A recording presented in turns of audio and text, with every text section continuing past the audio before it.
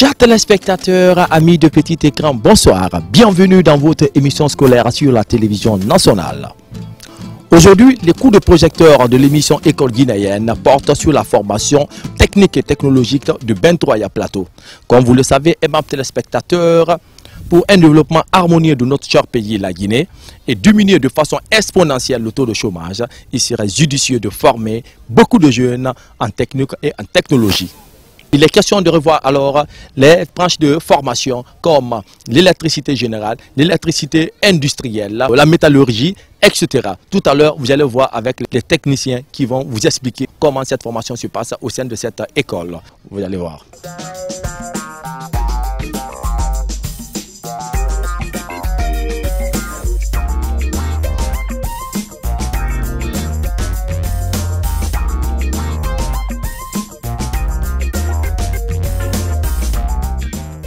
Notre institut forme les techniciens pour leur donner une qualification requise pour qu'ils soient compétitifs. L'objectif, c'est booster leurs compétences pour leur employabilité. Étant donné aujourd'hui que l'industrie demande une qualification requise qui augmente de plus en plus aujourd'hui, donc là, pour répondre aux besoins de ces entreprises-là, nous sommes tenus obligés de former les étudiants, surtout les jeunes qui actuellement sont à la recherche de l'emploi pour qu'ils soient vraiment compétitifs sur ce marché-là, national et international. Surtout que le taux de chômage ne fait que grimper de façon exponentielle et que c'est comme ça vous comptez contribuer pour aider le pays. Tout à fait. Et ces jeunes-là, au lieu de rester comme ça, bon, quand on demande l'emploi, il y a la qualification qui s'impose. Les industriels aujourd'hui sont tellement exigeants qu'ils demandent tout de suite qu'est-ce que vous savez faire. Au lieu de demander d'abord le diplôme, ils exigent d'abord votre compétence. Donc pour répondre à ça, on donne directement la formation pratique ici. S'il se trouve que l'étudiant a déjà appris théoriquement, on fait la pratique ici pour qu'il puisse répondre directement à la demande de ces industries. Alors, Monsieur Ibrahim, quel niveau doit-on avoir pour s'inscrire dans cette école? Bon, ça va du collège jusqu'au lycée, jusqu'au niveau bac. Et à partir de ces niveaux-là, on peut donner la formation diplômante, CAP et BTS. BTS niveau bac, CAP niveau collège ou 11e année, début lycée. Cet équipement-là nous permet d'apprendre à l'étudiant comment faire le câblage. Et là, on lui apprend à faire le câblage d'un système tricolore qui gère la circulation des véhicules dans des carrefours pour limiter les accidents. Surtout ce problème se pose actuellement en Guinée. Tout à fait. Et des embouteillages, chacun fait dans ces circulations-là ce qu'il veut. Donc ce système tricolore-là permet de limiter beaucoup de choses et en donnant la priorité à ceux qui doivent passer à travers les feux rouges, jaunes et verts. Cet équipement-là permet d'apprendre aux étudiants comment installer un moteur électrique. Nous savons que dans les industries, il y a beaucoup de moteurs électriques. Mais ces moteurs électriques-là ne s'installent pas n'importe comment. Avec bien sûr l'objectif d'éviter l'électrocution et l'incendie. Donc par rapport à ça, on leur apprend comment installer dans les règles de l'art. Il y a un schéma, l'étudiant, on lui a appris comment lire un schéma. Et à partir de ce schéma-là, il fait le câblage. Alors, oui. Vous savez, dans nos chambres, l'installation, si elle n'est pas faite dans les règles de l'art, ça entraîne l'incendie ou l'électrocution. Nous apprenons aux étudiants ici comment installer une chambre dans les règles de l'art. L'électricité des bâtiments. L'électricité bâtiment. Donc ici, le montage qu'on appelle va-et-vient, qui permet d'allumer une lampe à deux endroits différents. À la rentrée, à la porte là-bas, on allume. Arrivé au niveau du lit, on ne veut pas se lever pour éteindre la lampe. Au niveau du lit, on l'éteint. C'est ce qu'on appelle le système va-et-vient. Va-et-vient, tout à fait. L'étudiant apprend ici à partir du schéma comment faire le câblage. Alors, je vois deux courants. Il y a le courant numéro 1, il y a le courant numéro 2. En effet, ce sont... Et il y a une seule lampe qui est là. Oui, en effet.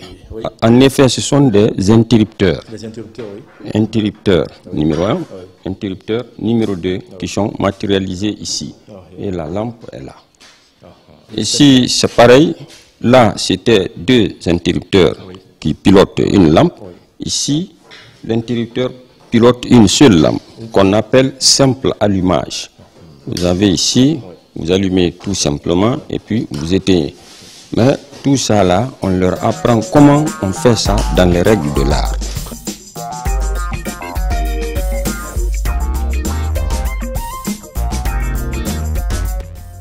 Les nouvelles technologies au service de la formation professionnelle.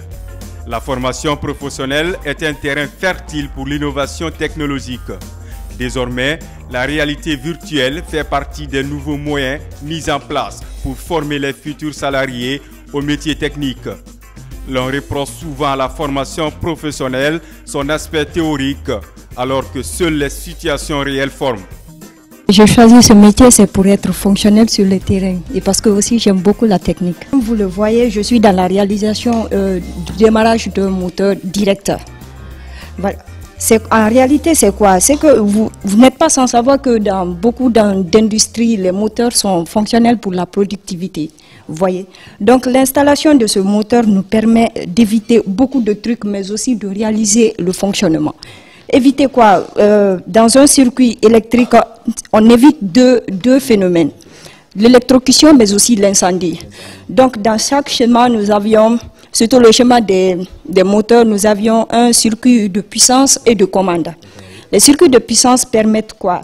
C'est que, quand vous entendez puissance, la tension qui vient est trop forte. Donc, l'homme n'est pas permis de manipuler une tension élevée. Avec le circuit de commande, la tension est trop faible. Donc, l'homme a la capacité de manipuler cela sans danger.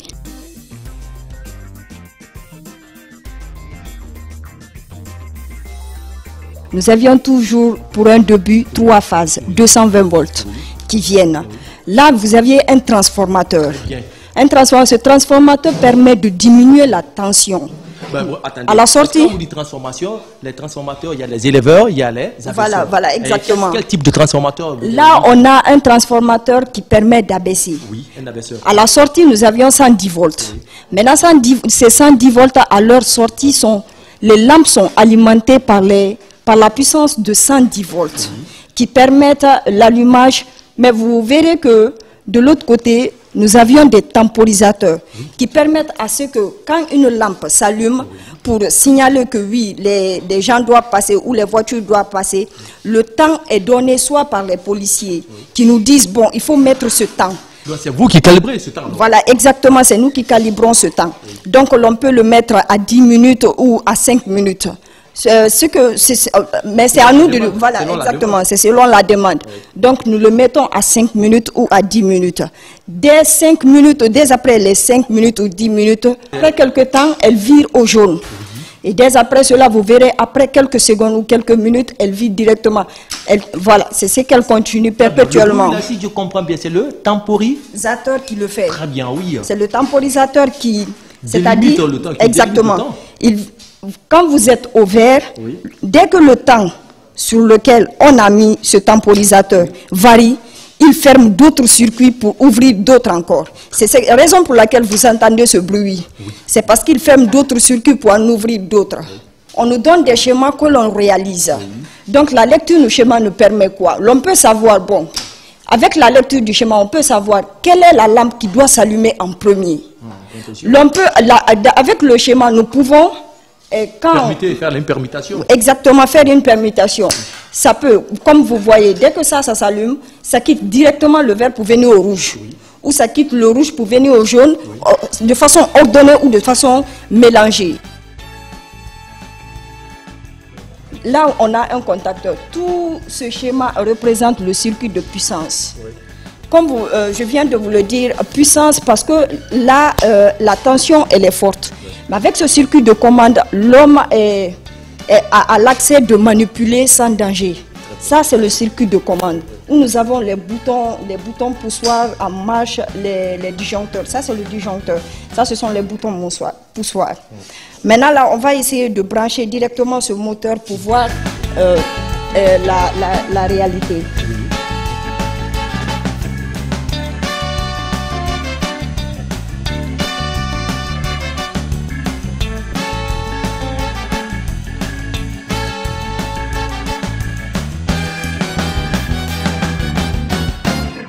Comme ça, on va passer au démarrage du moteur. C'est l'étape du démarrage du moteur. Suivez, oui. Voilà, vous voyez, le moteur est directement en marche. Là, si vous débranchez directement ce moteur, le circuit de commande va toujours continuer à fonctionner. Mais le moteur n'est pas en marche parce qu'il n'est pas branché.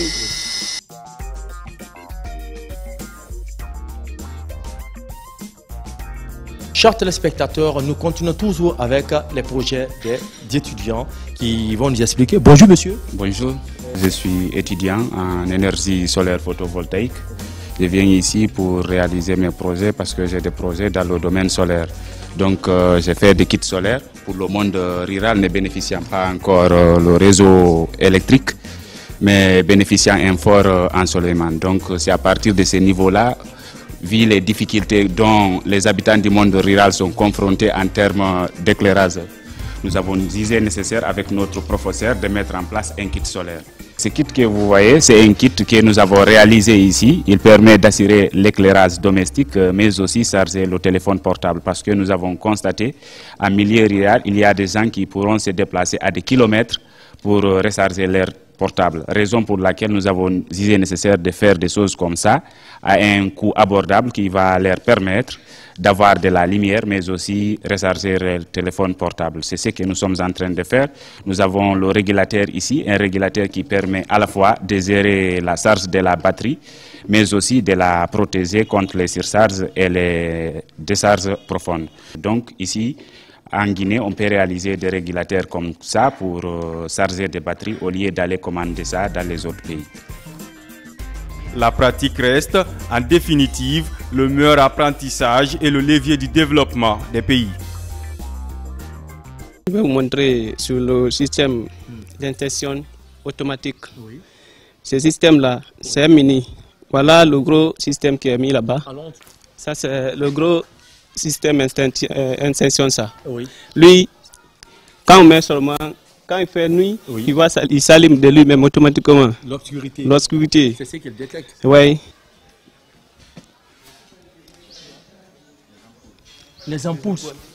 Oh, je ne voyais même pas. Tu as vu, je cherche loin là. Or que c'est à mes côtés là, oui. Enlève. Oh. Encore une seconde fois. Très bien, c'est pour nous dire quoi? Qu'est-ce que ça signifie? Explique-nous scientifiquement, qu'est-ce qu'on veut dire par là? Ça là, c'est pour faire l'économie de l'énergie. L'économie d'énergie? Oui. Mais, on a mis... La lampe c'est déclenchée là, oui. Parce que ça fait nuit. Si ça fait nuit, oui, la lampe doit s'allumer. Très bien. C'est parce qu'il y a un détecteur de quoi? D'activité. Oui.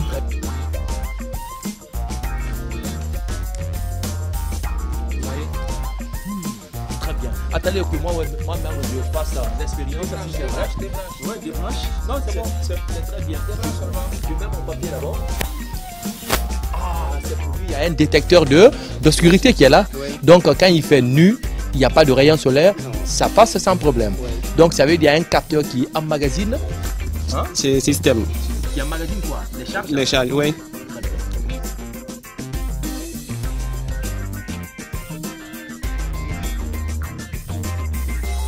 Grandes industries utilisent des équipements électriques, moteurs, broyeurs, pompes, réducteurs, etc. À des moments donnés, il faut faire la maintenance de ces équipements-là pour gagner en temps et pour augmenter la production.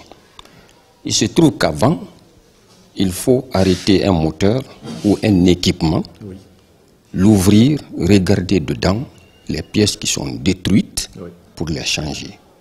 Mais la technologie a évolué. Actuellement, on n'a pas besoin de ça. Alors, quelle est la technologie qu'on utilise? Actuellement, on fait la technologie des mesures. On mesure les paramètres. on a appris à l'école en physique les paramètres cinématiques d'un mouvement qui sont la vitesse de rotation notée par n, le déplacement du mouvement x, la vitesse et l'accélération. 1, 2, 3, 4. À partir de ces 4 paramètres-là, on peut se prononcer sur l'état d'une machine. On peut dire exactement quelles sont les pièces qui sont en défaillance et qu'il faut changer tout de suite avant qu'il y ait arrêt intempestif. Donc nous avons le modèle ici qui nous permet de reproduire exactement ces phénomènes-là. L'étudiant mesure et on lui apprend comment interpréter pour dire à l'industriel, attention, votre machine risque de tomber en panne à cause de telle et telle pièce. Alors, vous voyez. Très bien. Alors, oui. La machine est démarrée. Elle tourne à une vitesse de rotation donnée. On apprend aux élèves d'abord comment mesurer cette vitesse de rotation qui est n. Pour ça, on utilise un phénomène qu'on appelle la stroboscopie. Lampe stroboscopique est là, qui permet de mesurer cette vitesse de rotation sans contacter la machine. Alors, comment on fait? La lampe est là, alors que la machine tourne. Quand j'allume la lampe, je projette des lumières sur la partie tournante de la machine. Alors,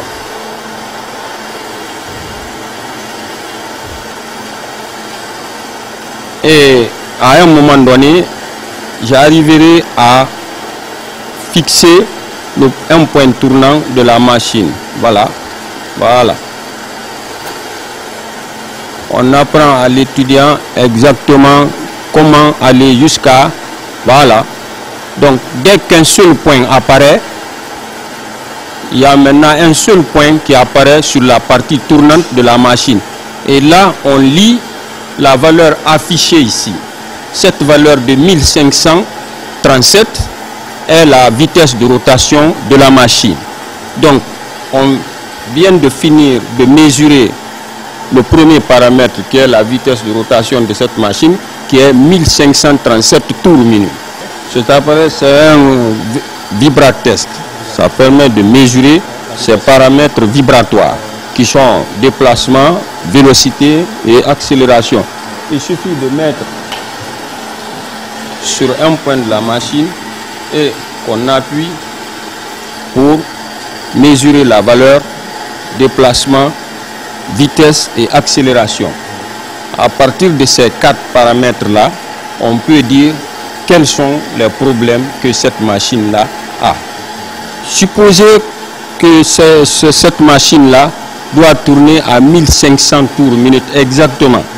Si on vient, on mesure et qu'on trouve qu'il y a 1540, ça veut dire qu'il y a quelque chose qui est en train de se faire à 40 et quelques, alors que le moteur doit tourner à 1500.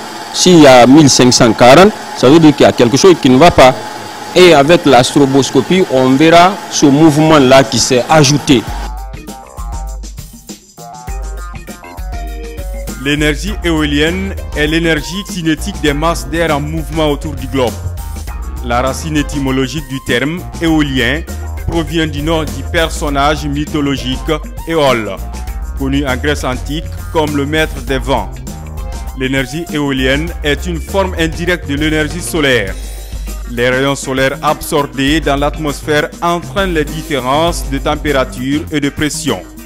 De ce fait, les masses d'air se mettent en mouvement et accumulent de l'énergie cinétique. Celle-ci peut être transformée et utilisée à plusieurs fins. Comment l'énergie éolienne fonctionne? L'énergie éolienne porte le nom d'un grand savant. Le nom c'était Éole.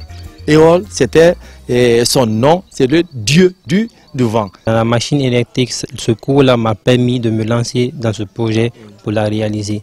Machine électrique, on parle de 2 grands principes. on parle du principe du moteur électrique et celle du générateur électrique. Donc les moteurs électriques, ça veut dire quoi? C'est quand un conducteur est dans un champ magnétique et que ce conducteur est traversé par un courant électrique, ce conducteur subit l'action d'une force. Donc celle du générateur électrique, quand un conducteur se déplace dans un champ magnétique, le conducteur crée à ses bornes une tension électrique. Donc la théorie là maintenant me permet de venir réaliser ça en sous forme pratique. Donc j'ai l'aide maintenant de mon professeur maintenant qui m'assiste à réaliser ce projet. Le vent souffle à une vitesse donnée. Cette vitesse-là, nous l'utilisons cinématiquement pour mettre en mouvement l'hélice que vous voyez là. Quand le vent tape, sous l'action de ces forces, ça crée un couple au niveau de l'hélice. L'hélice ainsi a un couple mécanique qu'elle transmet au rotor de l'alternateur. Ce rotor ayant des conducteurs qui se déplacent dans un champ magnétique, crée une tension au bord. Le principe, c'est ça.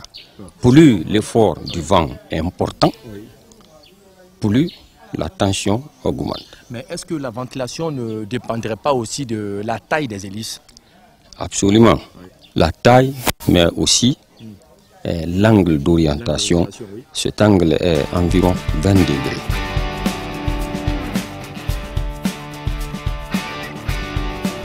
Du nouveau à l'Institut technique et technologique de Bentoya Plateau. Tout à l'heure, vous allez voir comment commander à distance vos ampoules ou vos disjoncteurs à travers un numéro. Voici vraiment le fait de l'acte concret de l'un de nos étudiants. Oui. C'est-à-dire, ils ont eu à confectionner un dispositif qui nous permet d'éteindre les ampoules en cas d'oubli, c'est-à-dire à distance. Oui. Ça peut s'appliquer aussi sur les disjoncteurs. Quand la maison, c'est-à-dire prend feu, oui, à partir de ton téléphone, c'est-à-dire portable, oui, tu peux composer le numéro, c'est-à-dire tu éteins vraiment le disjoncteur à distance, c'est-à-dire sans problème. Très bien, allons-y à l'acte directement. Chers téléspectateurs, suivez, moi je vais essayer de voir, on me donne le numéro à distance, j'appelle pour voir est-ce que la lampe va s'éteindre ou si le disjoncteur va déclencher. Alors, 123, oui, 96, 67, 87, 67, 87. Oh, alors j'appelle. Chers téléspectateurs, dès que j'appelle ce numéro, la lampe que vous voyez à ma droite va s'éteindre. Alors, pratiquons.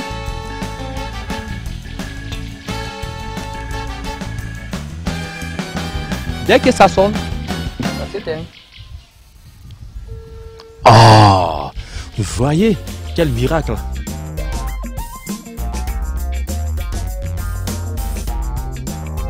Nous sommes dans la salle de métallerie où on, anciennement appelée la sourdonnerie, où on doit concevoir les différents métaux. C'est-à-dire, c'est à partir d'ici, eux-mêmes ils font les différentes tables et beaucoup d'accessoires qui sont liés aux métaux. La métallerie, c'est les équipements métalliques liés au bâtiment. Charpente, table, banc, lit métallique, etc. Ici, c'est la pratique de la théorie vue dans les salles de classe. Très bien. Avant d'évoluer, on confond souvent la métallurgie à la métallurgie. Et quelle distinction faites-vous de ces deux? La métallurgie concerne aussi les métaux, oui, depuis leur minerai jusqu'à l'obtention du produit fini. Oui. Mais la métallurgie, oui, ça concerne les équipements métalliques, oui, liés au bâtiment.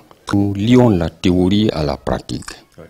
Le professeur de physique, oui, il nous a dit que la quantité de chaleur, oui, dégagée, oui, par un conducteur traversé par le courant électrique, oui, est directement proportionnelle au carré, oui, de l'intensité.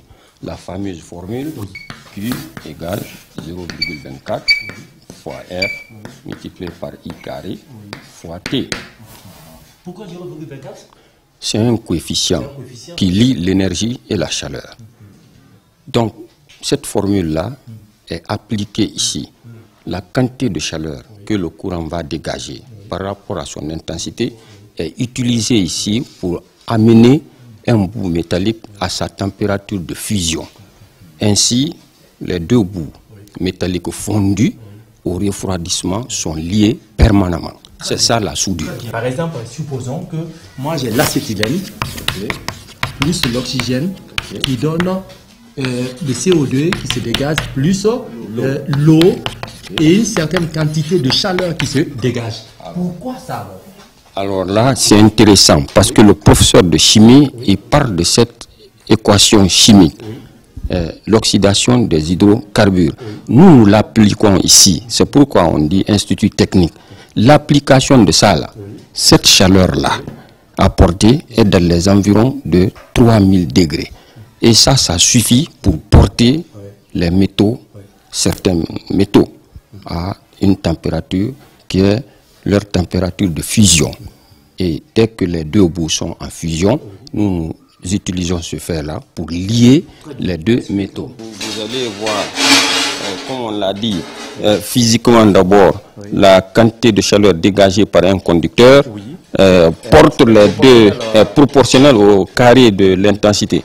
Donc l'intensité est réglée au poste là-bas, l'intensité suffisante pour porter en fusion les deux bouts là. Alors allez-y, les métaux là sont considérés comme conducteurs. Voilà, donc le courant est là maintenant. Vas-y, voilà. Donc ça c'est l'arc électrique qui est le courant qui nous permet de... Voilà, donc les deux bouts sont fondus là avec la quantité de chaleur apportée par le courant. Et ainsi, on fait la liaison permanente des deux bouts. Nous sommes là, nous avons notre porte ouverte. Nous formons des élèves qui ont le niveau à partir de 10e année jusqu'en terminale.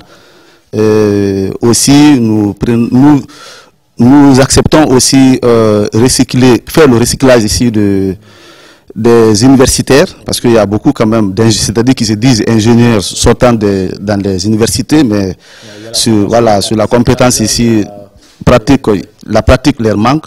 Donc nous sommes là dans ce sens-là. Chers téléspectateurs, nous sommes au terme de cette émission. Tout le plaisir a été pour nous de vous servir où que vous soyez dans le monde. Ensemble, optons pour la formation technique et technologique pour changer la donne, pour changer l'image de notre cher pays. Merci, à la prochaine avec d'autres instituts et d'autres écoles. Merci beaucoup.